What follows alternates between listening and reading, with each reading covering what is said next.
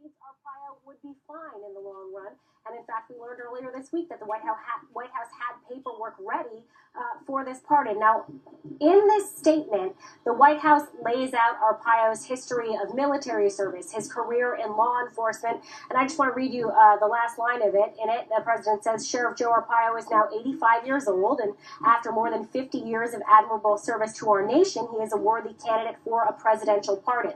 Now, the reason he needs a presidential pardon is because a court held him in criminal contempt for violating a judge's order in a racial profiling case and for continuing to target immigrants in terms of traffic stops. Now, this comes at a time, obviously, when President Trump is under fire for race relations. People are wondering, in the wake of his comments in Charlottesville, equivocating white supremacists with the counter-protesters who were there, where the president stands on these issues. And so in many ways, people felt like this was not the right time for the president to make this move. I can tell you that I spoke to some of the president's supporters in Phoenix, and they said that they were big fans of Sheriff Joe. They felt like he should be pardoned, but doing it at this point, one person told me, would be political suicide. Obviously, the president has decided to go forward with that anyway, but you can imagine there will certainly be plenty of criticism awaiting this decision. You know, in Sarah Murray, people always talk about Friday evening or Friday night news dumps. This isn't just a Friday night news dump. This is a Friday night news dump in the middle of a huge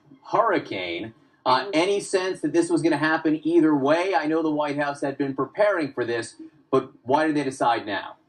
Well, I can tell you that I was told even before this Phoenix rally that, look, the president really wants to do this. He does really want to pardon him, and so we don't know if it's going to happen today, but this is something that has been on the president's mind. And so, look, what better way to bury controversial news than beneath a Category 4 hurricane? I think you're seeing a traditional Friday news dump. It's worth noting, John, that this White House has sort of turned this into a regular thing. They've been firing top staffers on Friday evenings on the regular lately, so they've certainly gotten in this rhythm of taking bad news, releasing it late on Friday night, and hoping that it blows over by Monday. We will see if that happens in this case.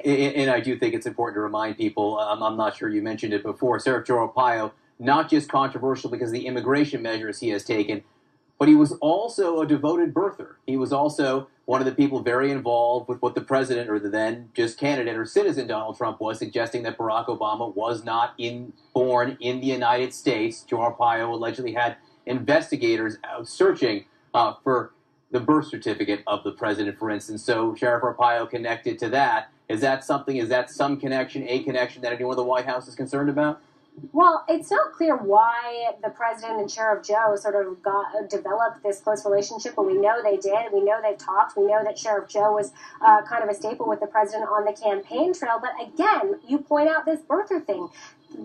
The timing of this is just frankly terrible for President Trump. People are questioning what his view is of race relations in America, particularly in the wake of those comments in Charlottesville. And we saw him when he was the president, when he was on stage in Phoenix, angry about the fact that anyone would suggest that he might be a racist, that anyone would suggest that he was equivocating white supremacists with counter-protesters. Well, he did do that. He did equivocate white supremacists with counter-protesters. So if you're a person in this country right now concerned about where our president stands on the issue of race relations, I don't think watching this pardon is going to make you feel much better about the situation, John. All right, Sarah Murray, for us at the White House, you were talking about whether or not he equated white supremacists with the other marchers there. Gary Cohn, by the way, his own economic advisor, suggested that he thought the president did today with an interview to the Financial Times. Joining us to talk about this news, this Friday night stunning in the middle of a hurricane news dump, Republican strategist Alice Stewart, and on the phone with us,